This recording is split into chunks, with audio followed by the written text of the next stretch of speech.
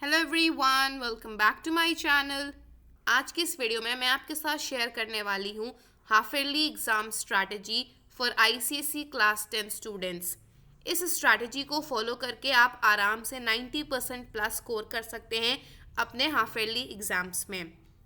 आपके half yearly exams important होते हैं क्योंकि ये आपका 50% सिलेबस टेस्ट करते हैं, तो इसलिए अपने स्कूल के किसी भी और एग्ज़ाम की तरह इसको मत ट्रीट करना।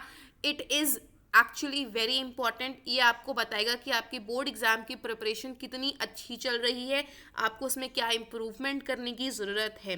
ठीक है। और कई लोग होते हैं वो हाफ ईयरली एग्ज़ाम्स को बहुत हल्के में लेते हैं और अपने कुछ चैप्टर्स अगर कंप्लीट नहीं हो पा रहे होते हैं तो उसे पूरा ही छोड़ के चले जाते हैं। तो कोई भी चैप्टर एकदम ही ऐसा मत रखना कि आपको उस चैप्टर से कुछ भी ना आता हो। एटलीस्ट थोड़ा बहुत कुछ ना कुछ पढ़ के जाना। ठीक है। और ट्राई करना कि आप बहुत अच्छे से पूरा अपना सिलेबस पूरा करके जाएं हाफ ईयरली एग्जाम्स का जितना भी है। ठीक है। ये एक सॉर्ट ऑफ आप समझ सकते हैं एक ब्रिज टाइप का होगा आपके क्लासरूम प्रिपरेशन और बोर्ड एग्जाम्स के बीच में। This is a major exam जो कि आप दे दोगे apart from your pre boards. तो प्लीज़ इसको बहुत अच्छे से इम्पॉर्टेंट मानकर इसके लिए पढ़ाई करना। ठीक है। एक टारगेट आपका सेट होना चाहिए। इफ़ यू आस्क मी, मैं आप सबको सजेस्ट करूँगी कि आप 90% प्लस का अपना टारगेट रखो। मिनिमम 90% टारगेट सेट करोगे तो अगर आपका हल्का सा कम परसेंट भी आ गया 90% से हाफ ईयरली एग्जाम्स में, तो इसका मतलब अगर आपने प्रिपरेशन 90% वाली करी है, बहुत अच्छे से सारी प्रिपरेशन करी है जितना मैंने आपको बताया है, जो आपके स्कूल टीचर्स ने आपको गाइड किया है, तो आप बहुत ज़्यादा अच्छे पोजिशन पे होगे अपने बोर्ड एग्जाम्स के लिए। ठीक है। तो टारगेट अपना अच्छा रखो। आप किसी को हो सकता है टारगेट 95% भी हो, और हाफ ईयरली एग्जाम्स में 95% क्रॉस करना is a difficult thing, but अगर आप उसके नियर अबाउट हैं तो then just be happy and be like जो आप अपना ट्रैक पे चल रहे हो उस तरह से प्रिपेयर करते रहो, क्योंकि बोर्ड एग्जाम्स में आपके उससे ज़्यादा ही मार्क्स आते हैं यूजुअली। ठीक है। जितना भी आपके हाफ ईयरली में होता है और प्री बोर्ड का स्कोर होता है।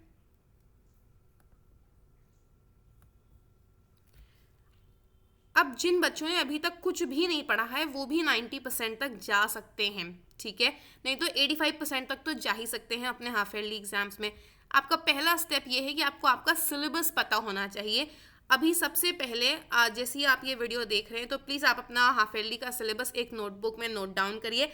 सब्जेक्ट वाइज फिजिक्स के सारे चैप्टर लिखो और इसी तरह से सारे सब्जेक्ट्स के चैप्टर्स लिख लो कौन कौन से आने वाले हैं। ठीक है। और उसके बाद उसमें साइड बाय साइड मार्क करो कि आपने कितना पढ़ लिया है। ठीक है।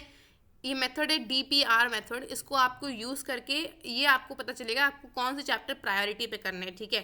तो एक बार आपने चैप्टर वाइज एक जगह पे अपने सारे जो भी चैप्टर्स के नाम हैं उसको जब आप लिख लोगे तो उस चैप्टर के नाम के आगे अगर आप उस चैप्टर को पढ़ चुके हो बहुत अच्छे से तो उसके आगे डन लिख देना। अगर आप उसके क्वेश्चंस वगैरह सब एकदम पूरा वो चैप्टर प्रिपेयर्ड है तो डन लिखोगे आप। डी लिखना मतलब D इज़ फॉर डन। अगर आपको वो चैप्टर आधा आता है या आपने सिर्फ पढ़ा है बुक से, टीचर का क्लास नहीं अटेंड करी, या फिर मे बी आपने उसके क्वेश्चन प्रैक्टिस नहीं करी, तो वो पार्शियली डन चैप्टर है, उसके लिए आप P लिख देना उस चैप्टर के सामने। और अगर कुछ आपने अभी तक बिल्कुल भी नहीं पढ़ा है, कोई चैप्टर तो पढ़ा होगा, अभी आप अगस्त के महीने में है, एटलीस्ट हर सब्जेक्ट में एक एक चैप्टर तो आपने पढ़ा होगा। ठीक है। तो जो नहीं पढ़ा है उसके सामने में आपको R लिखना है, विच इज़ फॉर रिमेनिंग, जो अभी तक आपने नहीं पढ़ा है। अब आपको क्या स्ट्रैटेजी फॉलो करनी है? जो चैप्टर आपका पार्शियली डन है, जो आधा अधूरा है, उसे एक बार अच्छे से पूरी तरीके से कंप्लीट करना है आपको। फिर आपको अपने जो रिमेनिंग चैप्टर्स हैं उनको तैयार करना है और उसके बाद जो कंप्लीटेड चैप्टर्स हैं उनका बस क्विकली रिवीजन करना है सारे इंपॉर्टेंट टॉपिक्स वगैरह को। ठीक है। तो कुछ इस तरह से, this is just an example of a syllabus checklist. आपकी जो नोटबुक है उस तरह से कुछ आपको ऐसे करना है कि लेट्स से आपके में, this is just an example, let's say आपके मैथ्स के चैप्टर्स हैं तो अगर ये चैप्टर हो चुका है तो D, ये पार्शियली हुआ है तो P, और ये बचा हुआ है तो R। कुछ इस तरह से आपको अपनी चेकलिस्ट बनानी है। उसके बाद आपको मिनी टारगेट्स को सेट करना है। आप अगर एक साथ देखोगे कि मुझे फिजिक्स के 6 चैप्टर पढ़ने हैं, it seems to be a lot, लेकिन अगर आप सिर्फ अपना ये डिसाइड करो कि इस हफ्ते में मेरे को ये वाला टॉपिक पूरा करना है, मुझे इसके इतने नोट्स बनाने हैं, इफ़ यू हैव टाइम, मुझे इतने क्वेश्चन प्रैक्टिस करने हैं इस दिन पे, मुझे इस चैप्टर का टेस्ट करना है। इस तरह से अगर आप मिनी टारगेट सेट करोगे अपने डेली और वीकली, तो आप बहुत आसानी से बगैर ज़्यादा स्ट्रेस लिए ये चीज़ें कर पाओगे। ठीक है, तो अपना एक स्टडी प्लान बनाओ। ब्लाइंडली कुछ भी मत करो कि बस आज फिजिक्स पढ़ने का मन कर रहा है, आज फिजिक्स पढ़ेंगे, कल केमिस्ट्री पढ़ेंगे, ऐसा मत करो।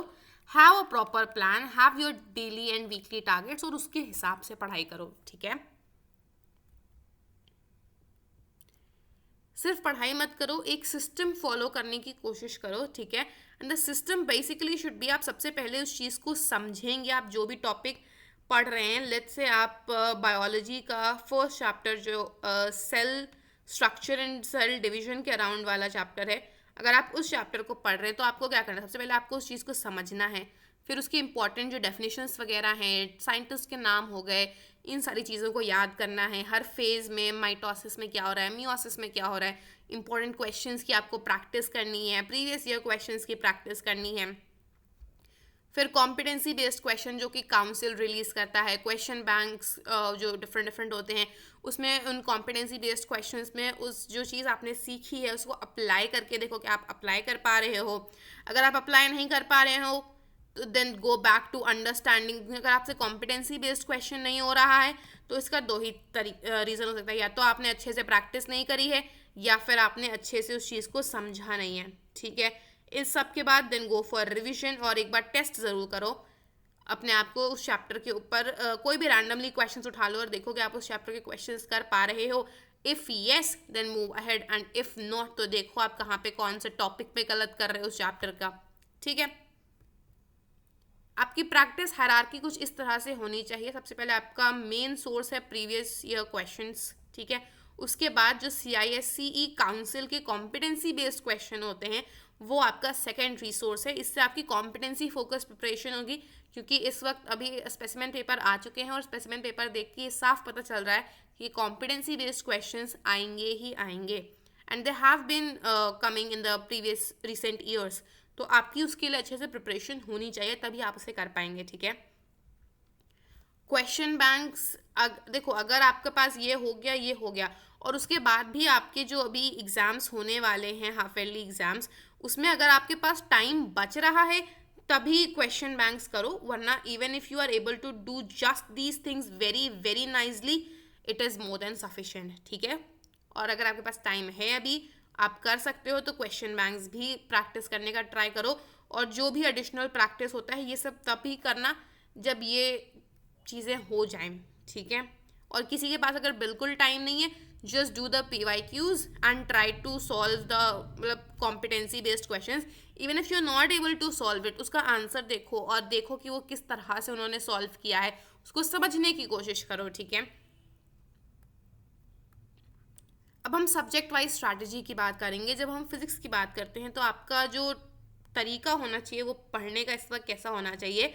First of all you have to watch the lecture देखते वक्त आपने को अपने पास में थोड़ा एक पेपर रखो, कोई भी एक नोटबुक रख लो अलग सेपरेटली फॉर फिजिक्स, उसमें अपने रफ नोट्स बनाते जाओ, जो जो टीचर इंपॉर्टेंट पॉइंट्स बता रहे हैं वो लिखते जाओ।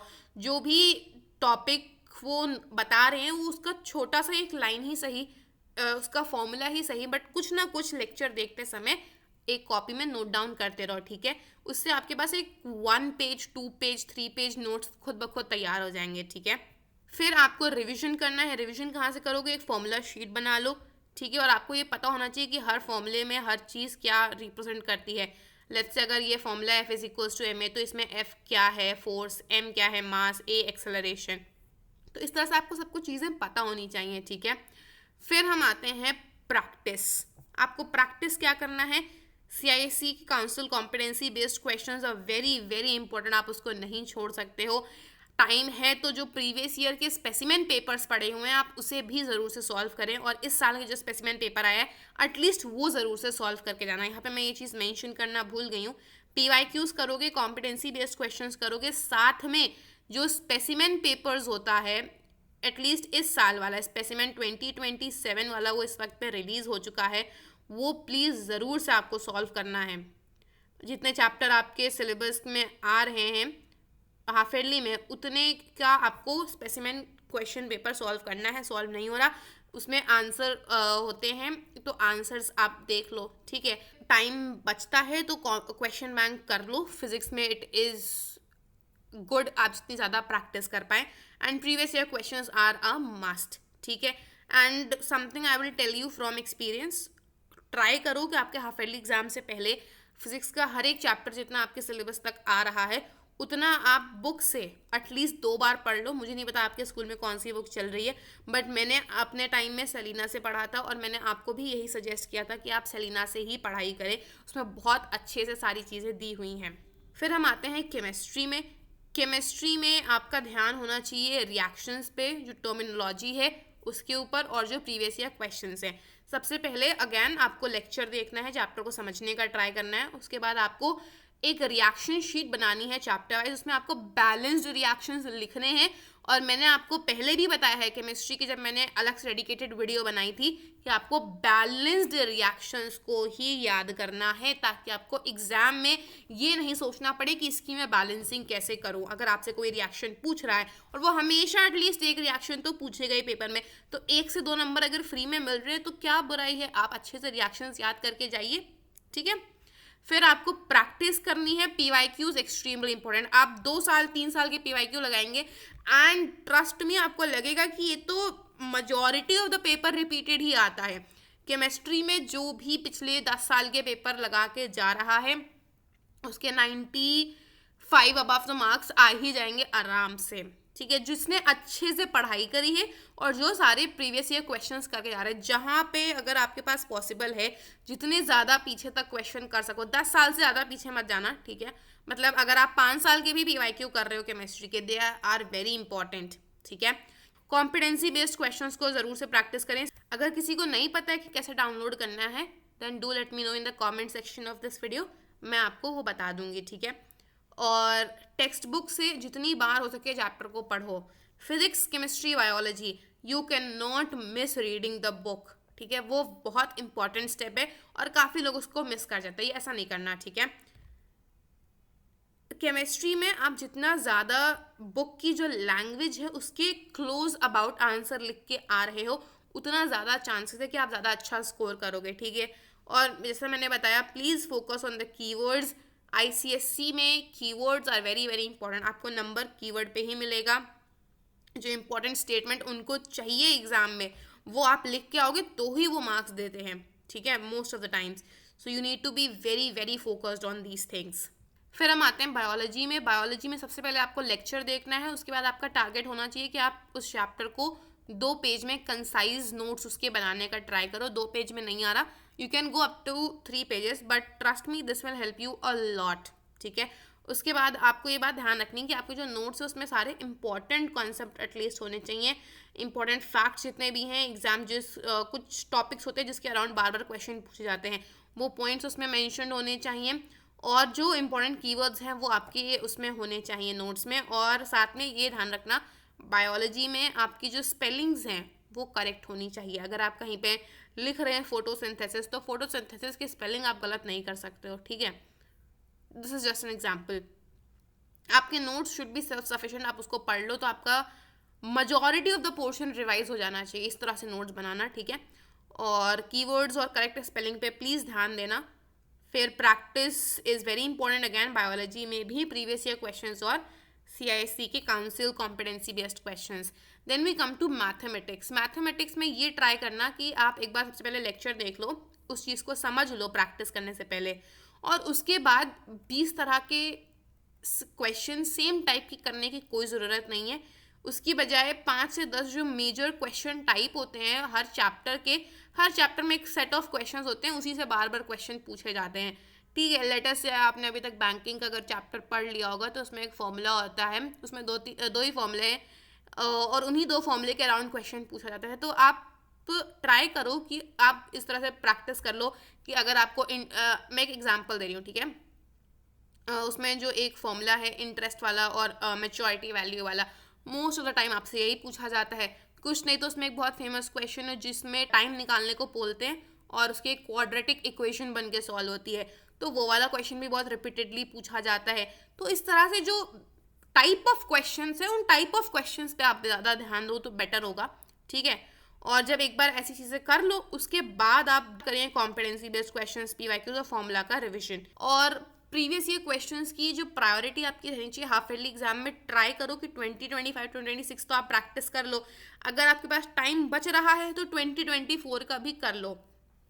इसके आगे के भी प्रीवियस ईयर क्वेश्चंस आपको प्रैक्टिस करने हैं, लेकिन इस वक्त क्योंकि आपके पास टाइम कम है तो मैं कह रही हूँ सिर्फ मिनिमम 2025 का और 2026 के क्वेश्चंस प्रैक्टिस कर लो, ठीक है। Then we come to history, civics and geography. इसके लिए आपको ध्यान देना है अपनी टेक्स्ट बुक के ऊपर, और अगर आपको कोई चैप्टर बहुत ज़्यादा बड़ा लग रहा है तो उसके माइंड मैप्स बना लीजिए। और कोई भी आप अगर माइंड मैप बना रहे हैं तो आपका एटलीस्ट ज्योग्राफी के लिए मैं बोलूँगी माइंड मैप बना रहे हो तो ट्राई करो कि एक पेज में आ जाए, 1 से 3 page should be your goal कि उसमें मैं उस चैप्टर को निपटा दूँ, ठीक है। प्रैक्टिस आपको पीवाईक्यूज और वही सीआईएससी की काउंसिल वाले वेबसाइट से करने हैं, ठीक है। और ज्योग्राफी में आप सिर्फ पीवाईक्यू कर लो, मतलब बेसिकली हिस्ट्री सिविक्स ज्योग्राफी दोनों की बात कर रही हूँ। सिर्फ आप अपने पीवाईक्यूज कर लो और जो काउंसिल के कॉम्पिटेंसी बेस्ड क्वेश्चंस है उसको प्रैक्टिस कर लो। They are more than sufficient. आप अगर कोई क्वेश्चन बैंक नहीं भी कर पाते हो then do not get worried, ठीक है। आपका सिर्फ हाफ ईयरली एग्जाम है, इसमें इन दोनों से आपका आराम से काम चल जाएगा। Step 1 is again watch the lecture, read the book और जो इंपॉर्टेंट पॉइंट्स उनको हाईलाइट करो। अगर टाइम है तो अपने खुद के माइंड मैप बनाओ और ट्राई करो जितना ज़्यादा बार आप उस बुक को पढ़ पाओ उतना बेटर है, ठीक है। जैसे अगर आप वर्ल्ड वॉर 1 की बात कर रहे हैं तो कुछ इस तरह से आपका माइंड मैप दिखना चाहिए, ठीक है। Then we come to English literature and language. जब भी मैं इंग्लिश की बात करती हूँ अपनी वीडियो में, I always tell you people please do not ignore English. उस पर थोड़ा सा टाइम दो, आपको बहुत ज़्यादा रिजल्ट देगा, ठीक है। इंग्लिश लिटरेचर में आप बहुत 1-1 घंटे 2-2 घंटे की वीडियो देखने की ज़्यादा ज़रूरत नहीं है। मतलब 1 घंटे की तो चलती है बट 2-2 3-3 घंटे की वीडियोस देखने की कोई ज़रूरत नहीं है। शॉर्ट फोकस्ड लेक्चर्स देखो, बुक को जितनी बार पढ़ोगे उतना ज़्यादा बेटर है। इंपॉर्टेंट पॉइंट्स को हाईलाइट करो जब भी आप बुक को पढ़ रहे हैं। एक चैप्टर वाइज कीवर्ड का लिस्ट बना के रखो। अगर आपके पास ये नहीं है do let me know in the comment section, ये मैं आपको प्रोवाइड कर दूंगी, ये बहुत इंपॉर्टेंट है, ठीक है। आंसर राइटिंग की भी प्रैक्टिस करें and then practice the PYQs and the CBQs. CBQs are the competency based questions. फिर हम आते हैं इंग्लिश लैंग्वेज में। इंग्लिश लैंग्वेज में जब आपको नीड लगे और ना भी लगे और आपके पास टाइम है then please watch the short lectures only if you have time, और अगर आपको लग रहा हो कि आपको ज़रूरत है। इंग्लिश लैंग्वेज में आपको रूल्स को बहुत अच्छे से पढ़ना है, समझना है, याद करना है। याद करने की ज़रूरत नहीं है, आप एक बार पढ़ लोगे समझ लोगे तो आपको मेमोरी में आपकी रिटेन हो जाता है।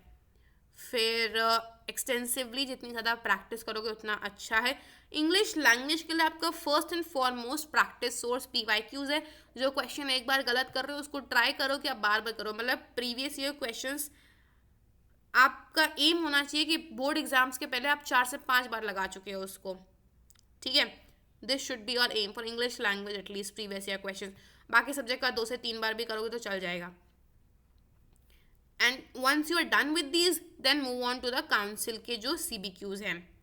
इंग्लिश लिटरेचर में you need to know the answer और आपको प्रेजेंट करना आना चाहिए। इंग्लिश लैंग्वेज में द की इज एक बार उसको पढ़ लिया फिर प्रैक्टिस करो, चेक करो अपने आंसर, जो गलत है उसको रीअटेम्प्ट करो, उसको रिपीट करो।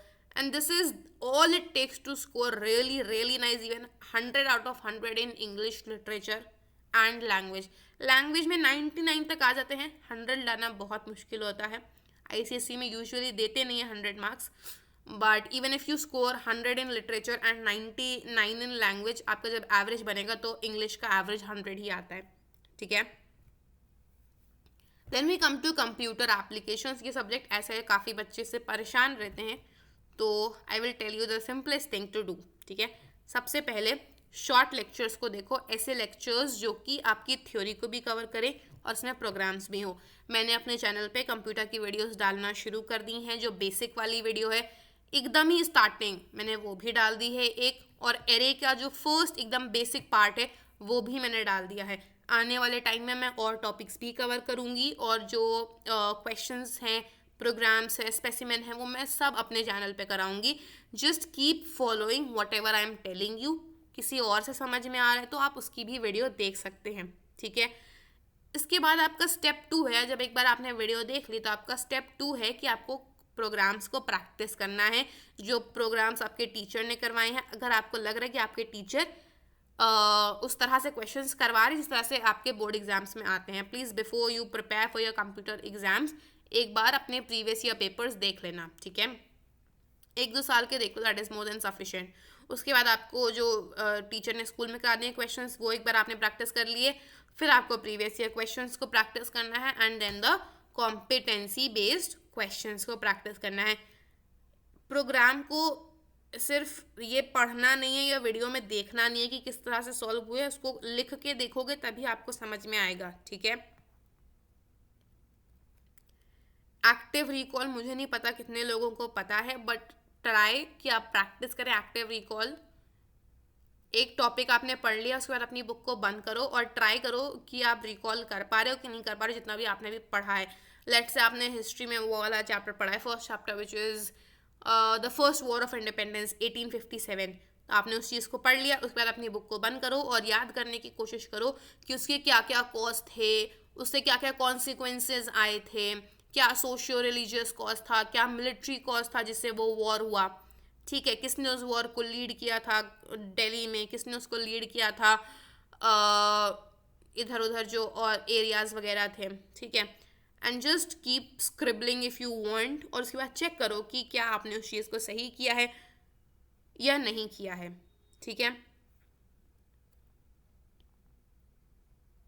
बार बार उसी चीज़ को पढ़ने से ये नहीं होता है कि आप उसको याद कर रहे हैं। जब मैं बोलती हूँ आपको बार बार उस चीज़ को पढ़ना है, इट मीन्स आपको उसको पढ़ना है, उसके बाद उसको रिकॉल करने की कोशिश करनी है, क्योंकि एग्ज़ाम में आपको उस चीज़ को रिकॉल करना आना चाहिए, तभी तो आप एग्ज़ाम लिख पाएंगे, ठीक है।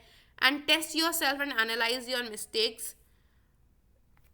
जितनी बार आप टेस्ट दे रहे हो उसमें क्या आपने गलती करी है उसको एनालाइज करो, ठीक है, और उसको इम्प्रूव करने की ट्राई करो, ठीक है।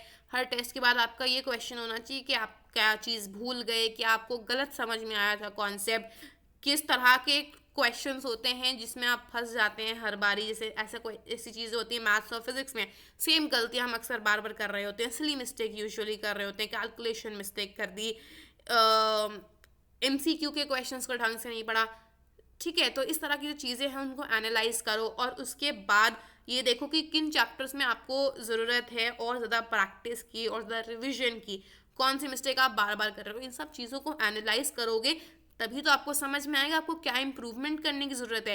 These are all the things that you need to do to improve your marks to score very well in your half yearly and even better in your board exams, ठीक है। तो ये इस तरह से है आपका पूरा कंप्लीट रोड मैप, ठीक है। सबसे पहले अपना टारगेट सेट करो, अपने सिलेबस को एक जगह मैप आउट करो कि ये चीज़ें मुझे पढ़नी है, ये मैं कर चुका हूँ या कर चुकी हूँ, इतनी चीज़ें मेरी बची हुई हैं, ठीक है। और DPR ऑडिट जो मैंने आपको बताया उसको करो, डन, पार्शियली डन। रिमेनिंग में अपने चैप्टर्स को क्लासीफाई करो, PRD तरीके को फॉलो करो। जो चैप्टर हो चुके हैं आधे अधूरे उनको पहले करो, फिर जो बचे हुए हैं उनको करो, और जो हो चुके हैं उनको रिवाइज करो बस। फिर अंडरस्टैंड करो, रिविजन मटेरियल अपना खुद का बनाओ। If you have time practice as many questions as you can, previous year question के CBQ जो कि काउंसिल रिलीज करता है। एक्टिव रिकॉल करो, अपनी मिस्टेक्स को एनालाइज करो once you have given the test. और अगर कोई टेस्ट नहीं ले रहा है आपके स्कूल वगैरह में, कोचिंग भी नहीं जा रहे हो, तो आपको अगर टेस्ट करना है रैंडमली उठाओ अपनी कोई भी बुक, उसके पीछे के टेक्स्ट बुक के क्वेश्चंस खोलो, उसमें दिए रहते हैं क्वेश्चंस, उनको करो। प्रीवियस ईयर क्वेश्चंस को भी आप ऐसा टेस्ट प्रैक्टिस करके देख सकते हो क्या मैं ये क्वेश्चन कर पा रहा हूँ या नहीं कर पा रही हूँ, ठीक है, इस तरह से। और बस बार बार चीज़ों को रिवाइज करो और अपने मार्क्स को इम्प्रूव करने का ट्राई करो। That is all for this video. I hope आपको सब कुछ बहुत अच्छे से समझ में आया होगा, जितने भी आपके डाउट्स हैं वो क्लियर हो गए होंगे। इसके बाद भी अगर आपको कुछ मेंटोरशिप चाहिए, कुछ गाइडेंस चाहिए, do let me know in the comment section of this video. किसी चैप्टर में अगर आपको स्पेसिफिकली प्रॉब्लम आ रही है, do let me know in the comment section of this video. मैं उस पर भी आपकी पूरी कोशिश करूँगी कि मैं आपकी हेल्प आउट कर पाऊँ। And that is all for this video. अगर आपको ये वीडियो अच्छी लगी then do give it thumbs up and share with your friends and don't forget to subscribe my channel. Bye bye and take care. I'll see you soon in my next video.